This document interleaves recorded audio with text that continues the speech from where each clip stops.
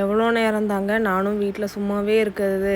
ரொம்ப போர் அடிச்சது. சரி என்னடா பண்ணலாம் அப்படின்னு யோசிக்கும்போது தொண்டைக்கு இதமாக ஒரு ஒரு 7 அப் பாட்டில் ஒன்று வாங்கி குடிச்சிட்டு வரலாம் அப்படின்னு சொல்லிட்டு கடைக்கு தாங்க கிளம்புனேன்.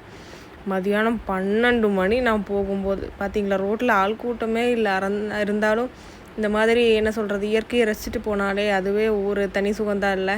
நேராக கடைக்கு போனேன். பார்த்தா கடை பூட்டி இருந்துச்சு. யோசித்து பார்த்தா இன்றைக்கி வெள்ளிக்கிழமை 12 மணிக்கு அவங்க கண்டிப்பாக பள்ளிக்கு போயிருப்பாங்க. முஸ்லீம்ஸ் இல்லையா?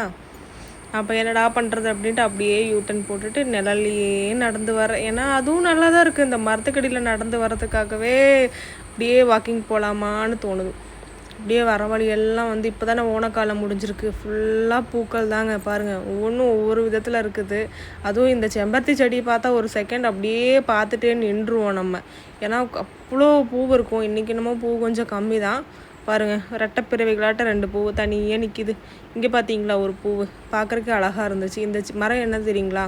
நம்ம ஊரில் மட்டை ஊறுகாய் போடுவாங்கள்ல ஒரு இலை, அந்த மரம் தாங்க. இதுதான் நம்ம வீட்டுக்கு போகிற வழி. இது பூவுன்னு சொல்லுவாங்களா என்னன்னு தெரியல. தென்னை மரத்தில் இருக்கும்.